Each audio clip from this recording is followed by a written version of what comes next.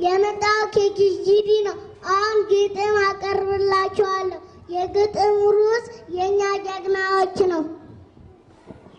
ጤና ያስጥልስል ይሰጣል ጤና የሕፃን አባት የብላቴና በጨዋቂ ነው ከረፊልና ላምበረበና ተረበቁና ስማሰኛቸው ልጆች ሁሉ አባ ተስፋዬ አባ ሳሉ ቁጭ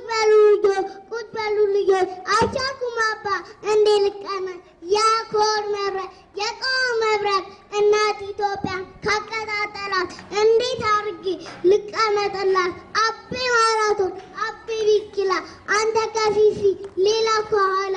ጉድ አደረግከው ያ ሁሉ ጀግና በእግሮቹ ባዶ በእግሮቹ ኦና በብላዜማ አገር ሲደማ ተወለደልን አብዲሉ ለማ ፍሬ ቀመመው እሱ በመጣው በሽታ ጠፋ ከነቀንዳጣ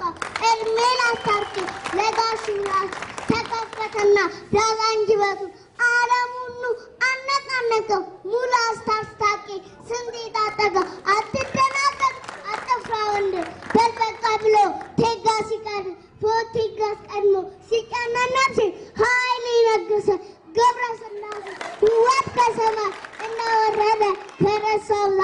ዓለም አበደ እውነትን ገባ ሊና ከበደ የለም ምን አለው ከአሁን በኋላ በጋንጉሉጉ ከእኔ ሌላ የአፍሪካ አባት እንደ ማንዴላ ልጆች ሲያለቅሱ ወድቀው ካዋራ ልጅ ረብሬ ጎበናን ጠራ የጎበና ልጅ እማማ በለሽ ልጆች ብላ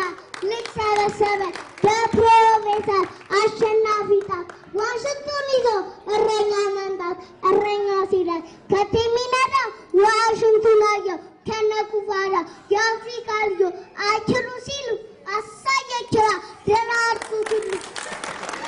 ተባቱና ቤት ከነደራርቱ ወርቅ ይታፈሳል በአይነቱ የጥበብ ታምር ወርቁም ቤት አለ እጆቹን ቢያጣ እጅ አበቀለ እህል በርጥበብ ጉብለር ተማሪ እጁ ሲቀጥል እንደ ፈጣሪ የአባ ጋምጤጦ የኛ አባ መላ የእጆቹ ፈር አፈር አስበላ ቂኒ ሲል በአገሬ ሕይወት የምሸሸጓን የምንበተበት የምን ቂኒቂ የምን ጥሉጡን አርጎ የቶማ ጣይቱቱ ወየው ስል ሳቃርጎ ወየው ከጎዳናጫ ጎጆ ቤት አየው የት ያለው ሳስል ይሄ ጎዳና ያለቃ ቤት ነው የገብረሃና ወደ አለቃ ቤት እግሬ ሳነሳ በሳ ገደለኝ ተስፋዬ ካሳ በመኖፊቆ ልብሰታችን እማወለዱ ከነ ፒያናቸውን ስሰማ ድጌ አጨበጨብኩኝ እማወስጌ ስላዳመጣችሁኝ አመሰግናለሁ።